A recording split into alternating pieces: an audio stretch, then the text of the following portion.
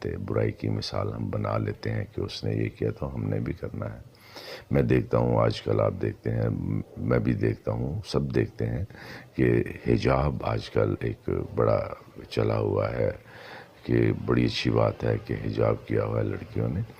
تو اس حجاب میں جو ایک بے حیائی ہے وہ میرا خیال ہے ہم سب کو نظر نہیں آتی، اور وہ یہ ہے کہ پنڈلیوں تک آپ کی ٹانگیں ننگی ہوتی ہیں، جبکہ پردہ جو ہے وہ تو پاؤں کے ناخن تک کا ہے، ہاتھ کے ناخن تک کا ہے۔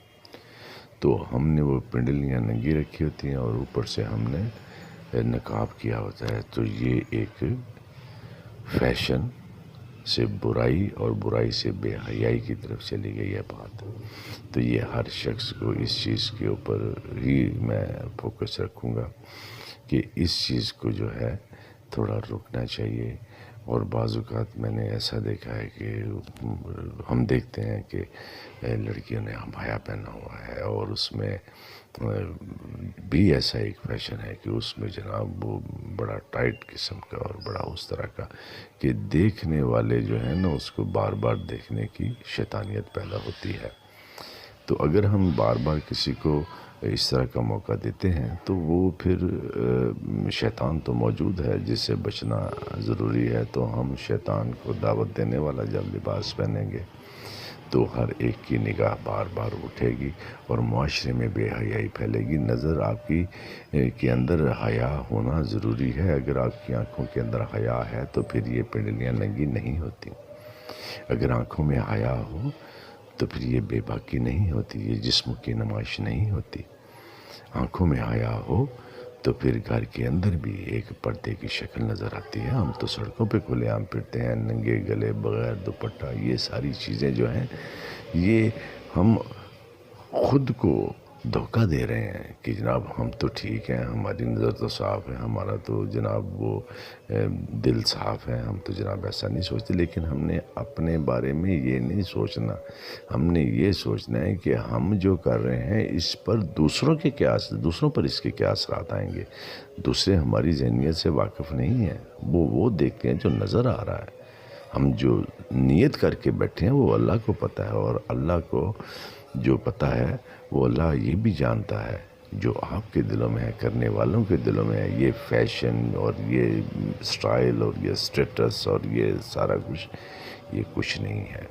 یہ مٹی کے اوپر پھرنے والے سب مٹی کے اندر جانے والے ہیں، اور اندر جا کر جو دنیا ہے وہ باہر کی دنیا کا نتیجہ ہے۔ وہ اگر اچھی ہے اوپر تو نیچے بھی اچھی ہے، اگر اوپر بری ہے تو نیچے بھی بری ہے۔ اور اللہ پاک نے زمین کے اندر اور باہر کا جو ہے نظام اس طرح سے ہے آپ کے پاس کہ آپ کی جو ظاہری شکل ہے وہ اوپر کی زمین ہے، اور جو آپ کا اندر کا باطن ہے وہ اندر کی زمین ہے۔ تو اپنے اندر کی زمین کی جو خوفناکی ہیں اس سے بچنا ہے، تو آپ کو اپنے اندر کی زمین کو ہرا بھرا رکھنا پڑے گا۔ اگر ہم اس کو ہرا بھرا رکھیں گے تو پھر یہ اندر جا کر بھی ہری بھری ہی رہے گی۔ اور اگر ہم باہر کی زمین کی طرح کہیں پہاڑ، کہیں ندیاں اور کہیں اجاڑ، کہیں جنگل، اور جنگل میں جا کر ہی ہم نے قیام کر لیا ہے، تو اس جنگل کے نتائج جو ہیں زمین کے اندر جا کر بھی جنگل کے ہی رہیں گے۔ پھر وہ جو قدرت والا چاہے وہ کرے گا۔ اللہ تعالیٰ ہمیں اپنے اخلاق کی سب سے زیادہ پہرے داری کرنے کی توفیق عطا فرمائے، اور ایک دوسرے کے لیے آسانیاں پیدا کرنے والا بنائے، آمین۔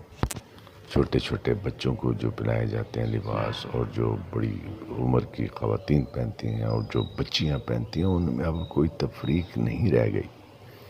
ہر چیز اسی طرح سے ہے جیسے ایک چھوٹے بچوں کو ہم اگنور کرتے تھے، بھی یہ پہنا دو وہ پہنا دو۔ اب خواتین اور جوان لڑکیاں بھی وہی لباس پہنتی ہیں جو بچوں کو پہنائے جاتے تھے، وہ ٹائٹس بنا دیں۔ اس کے لیے یہ چیز ذہن میں رکھنا ضروری ہے کہ چھوٹے بچیوں کے اندر وہ خد و خال نمایاں نہیں ہوتے جو جوانی میں ہوتے ہیں، اور ان چھوٹے بچوں کو بار بار دیکھنے سے پیار تو آتا ہے، شیطانیت نہیں آتی۔